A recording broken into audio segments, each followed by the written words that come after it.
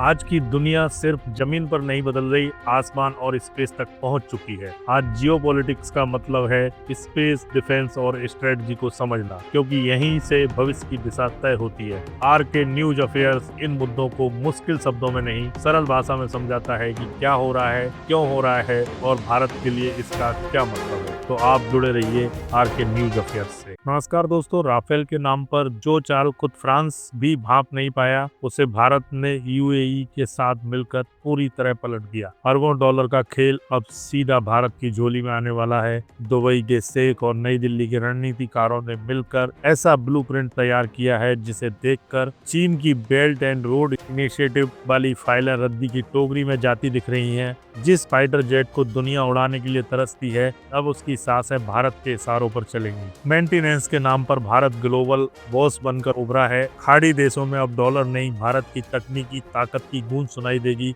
Abu Dhabi से लेकर Riyadh तक मेक इन इंडिया का डंका बजेगा। दोस्तों, जब दुनिया युद्ध और तबाही की सुर्खियों में उलझी थी, तब भारत ने चुपचाप खाड़ी में एक ऐसी सुरंग खोद दी जो सीधे सोने के खजाने तक जाती है। अब तक हम राफेल को सिर्फ आसमान में दुश्मनों की नींद उड़ाने वाला फाइटर जेट समझते थे, लेकिन शायद आप नहीं जानते कि इसी राफेल ने भारत को ऐसा जैकपॉट दिला दिया है जिसकी कल्पना खुद फ्रांस के राष्ट्रपति इमैनुअल मैक्रों ने भी नहीं की होगी। यह कहानी सिर्फ हथियारों की खरीद की नहीं है, यह कहानी है भारत की बढ़ती हैसियत की, जिसमें यूएई जैसे अमीर देश को मजबूर कर दिया जो है पाकिस्तान जैसे पुराने और अविश्वसनीय साथियों को छोड़कर भारत के साथ कंधे से कंधा मिलाए। आज रेगिस्तान की रेत पर भारत का स्ट्रेटेजिक डिफेंस पैक्ट लिखा जा रहा है। यह समझौता इतना गहरा है कि आने वाले वर्षों में भारत बिना एक बूंद तेल निकाले खाड़ी देशों से अरबों खरबों रुपए कमाने की स्थिति में होगा। सवाल उठता है कि भारत और यूएई की इस नई राफेल पार्टनरशिप में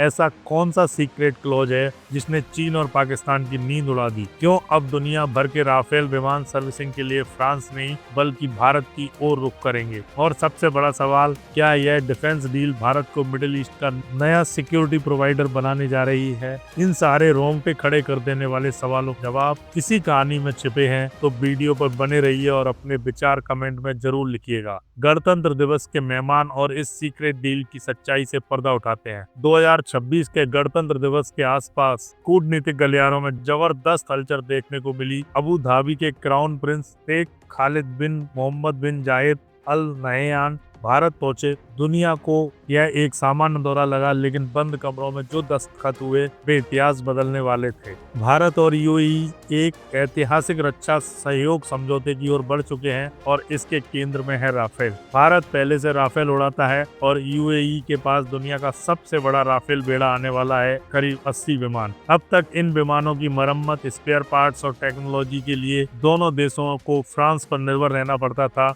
जहाँ कीमतें मनमाने ढंग से तय होती। तभी भारत ने यूएई के सामने एक मास्टर आइडिया रखा, क्यों ना हम मिलकर राफेल का मेंटेनेंस, रिपेयरिंग और ओवरहॉल यानी एमआरओ हब बनाएं। यूएई इस प्रस्ताव पर तुरंत राजी हो गया। इसका मतलब साफ है कि अब फ्रांस सिर्फ राफेल बेचेगा, लेकिन उन्हें उड़ाने लायक बनाए रखने का पूरा कारोबार भारत और यूएई मिलकर संभालेंगे। यह फ्रांस के लिए बड़ा झटका है, लेकिन भारत के लिए सुनहरा मौका। डसॉल्ट एविएशन को लगता था कि भारत हमेशा हर नट बोल्ट के लिए पेरिस की तरफ देखेगा, लेकिन पीएम मोदी और उनकी टीम की नजर कहीं आगे थी। यूएई के पास पैसा है, भारत के पास इंजीनियर और तकनीकी ताकत। इस डील के तहत भारत यूएई मिलकर रीजनल राफेल एमआरओ हब बनाएंगे। मिस्र, कतर, ग्रीस और यूएई, इन सभी के राफेल अब फ्रांस नहीं बल्कि भारत या भारत यूएई के जॉइंट वेंचर में सर्विस होंगे। इससे भारत को भारी विदेशी मुद्रा मिलेगी और हमारे इंजीनियर राफेल की तकनीक को अंदर तक समझ पाएंगे। यही अनुभव भविष्य में एमका जैसे स्वदेशी फाइटर जेट्स को और ताकतवर बनाएगा। अब फ्रांस चाहकर भी पीछे नहीं हट सकता, क्योंकि उसका सबसे बड़ा ग्राहक यूएई भारत के साथ खड़ा है और दूसरी तरफ पाकिस्तान जो कोने में बैठकर सिर्फ यह देख रहा है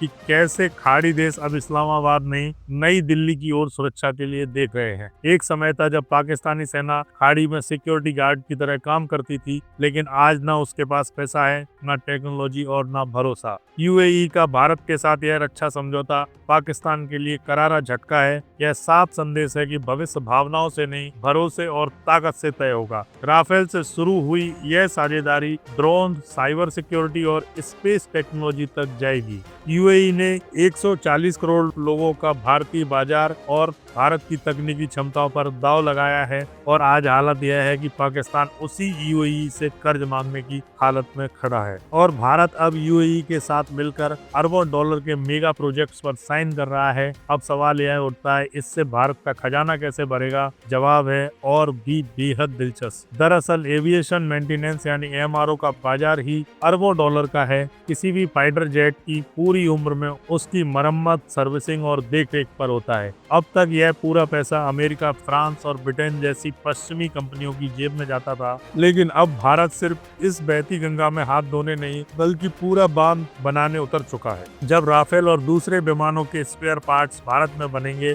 और उनकी सर्विसिंग यहीं होगी तो हजारों भारतीय इंजीनियरों को रोजगार मिलेगा, हमारी एमएसएमई कंपनियों को बड़े बड़े ऑर्डर मिलेंगे और Reliance defence, Tata, Hindustan aeronautics limited जैसी कंपनियां सीधे फायदे में होंगी। सबसे अहम बात यह है कि यह एक रेकरिंग इनकम मॉडल है, यानी विमान एक बार बिक गया तो सौदा खत्म, लेकिन उसकी सर्विसिंग से अगले 30 से 40 सालों तक लगातार पैसा आता रहेगा। यूएई के साथ साझेदारी कर भारत ने इस सेक्टर में अपनी मोनोपोली बनाने की दिशा में पहला ठोस कदम रख दिया है। अब हम सिर्फ हथियार खरीदने वाले कंज्यूमर नहीं हैं, सर्विस देने वाले सर्विस प्रोवाइडर बनते जा रहे हैं। भारत और यूएई की यह नजदीकी अचानक पैदा नहीं हुई, इसके पीछे सालों की रणनीतिक मेहनत है। हमने देखा है कि कैसे भारतीय नौसेना और यूएई की नौसेना के बीच जायद तलवारी जैसे साझा युद्धाभ्यास हुए। पहले ये अभ्यास सीमित स्तर पर होते थे, लेकिन अब जो स्ट्रेटेजिक डिफेंस पैक्ट साइन होने जा रहा है वह इन सबको बिल्कुल नए स्तर पर ले जाएगा। इसका सीधा मतलब है कि आने वाले वक्त में भारतीय वायुसेना के राफेल और यूएई के राफेल एक साथ अरब सागर और फारस की खाड़ी में गश्त लगाते नजर आएंगे। यह तस्वीर चीन के लिए साफ चेतावनी है। चीन पाकिस्तान के ग्वादर पोर्ट के जरिए हिंद महासागर में पैर जमाना चाहता था, लेकिन भारत ने यूएई के साथ हाथ मिलाकर उसी रास्ते पर ब्रेक लगा दी है। यूएई के बंदरगाहों पर भारतीय नौसेना के जहाजों को लॉजिस्टिक सपोर्ट मिलेगा, यानी हमारे युद्धपोत वहां जाकर ईंधन भर सकेंगे, मरम्मत करा सकेंगे और लंबी तैनाती के दौरान आराम भी कर सकेंगे। यह भारत के ब्लू वाटर नेवी बनने की दिशा में एक ऐतिहासिक कदम है। अब भारत सिर्फ अपनी सीमाओं तक सीमित नहीं बल्कि इसका प्रभाव क्षेत्र खाड़ी देशों तक फैल चुका है। इस डील का एक और बेहद अहम पहलू है जिसके बारे में बहुत कम लोग जानते हैं। यूएई ने भारत के डिफेंस सेक्टर में बड़े निवेश का वादा किया है। यूएई की बड़ी डिफेंस कंपनियां जैसे एज ग्रुप भारतीय कंपनियों के साथ मिलकर हथियार बनाना चाहती हैं। पैसा आएगा यूएई से,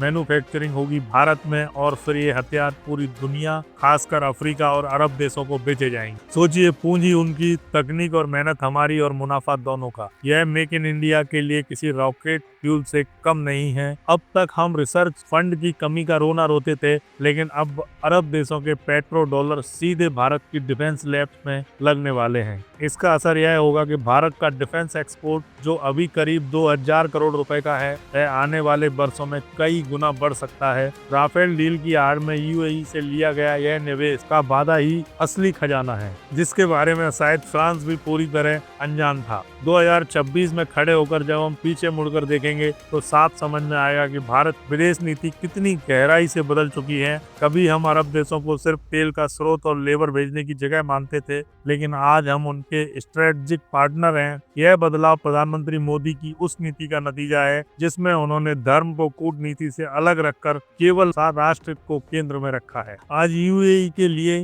भारत अमेरिका से भी ज्यादा भरोसेमंद साथी बनता जा रहा है। अमेरिका कभी भी प्रतिबंध लगा सकता है, कभी भी हथियारों की सप्लाई रोक सकता है, जैसा उसने F-35 के मामले में यूएई के साथ किया था। लेकिन भारत ऐसा दोस्त है जो शर्तें और नखरे नहीं दिखाता। यही छवि भारत को दुनिया की तीसरी सबसे बड़ी महाशक्ति बनने की राह पर ले जा रही है। राफेल पार्टनरशिप तो बस शुरुआत है। आने वाले समय में भारत और यूएई मिलकर स्पेस, आर्टिफिशियल इंटेलिजेंस और सेमीकंडक्टर जैसे सेक्टर में भी दुनिया को चौंकाने वाले कदम उठाएंगे। अब भारत का खजाना सिर्फ टैक्स से नहीं बल्कि अपनी कूटनीतिक जीत और तकनीकी ताकत से भरेगा। राफेल जो कभी विवादों में घिरा था, आज भारत की अर्थव्यवस्था का पहिया घुमा रहा है। आप क्या सोचते हैं, क्या भारत को यूएई के साथ मिलकर अपने खुद के फाइटर जेट्स बनाने की फैक्ट्री भी खोलनी चाहिए? क्या यह दोस्ती अरब सागर में चीन के बढ़ते कदमों को रोक पाएगी? अपनी बेबाक राय नीचे कमेंट्स में जय हिंद के साथ जरूर लिखिए। अगर आपको भारत की यह कूटनीतिक सर्जिकल स्ट्राइक पसंद आई हो तो वीडियो को लाइक करें और जुड़े रहिए। अगले वीडियो में हम बताएंगे कैसे भारतीय वैज्ञानिक समुद्र के पानी से ही हाइड्रोजन ईंधन बनाकर अरब देशों के तेल के खेल को हमेशा के लिए चुनौती देने वाले हैं। उस रोम पे खड़े कर देने वाली रिपोर्ट के लिए चैनल को अभी सब्सक्राइब करें और बेल आइकन दबाना ना भूलें। जय हिंद, जय भारत। अगर आप खबरों से आगे जाकर रणनीति को समझना चाहते हैं, अगर आप जानना चाहते हैं कि स्पेस, डिफेंस और ग्लोबल पावर भविष्य को कैसे आकार दे रहे हैं, तो आर्क के न्यूज अफेयर्स से जुड़िए। इस वीडियो को लाइक कीजिए, चैनल को सब्सक्राइब कीजिए और बेल नोटिफिकेशन ऑन रखिए, क्योंकि यहाँ शोर नहीं, स्पष्ट सोच मिलती है। आपका एक सपोर्ट हमें वह आजादी देता है जहां विश्लेषण डेटा से चलता है, डर से नहीं। आर के न्यूज अफेयर मतलब where strategy meets reality. Thank you दोस्तों।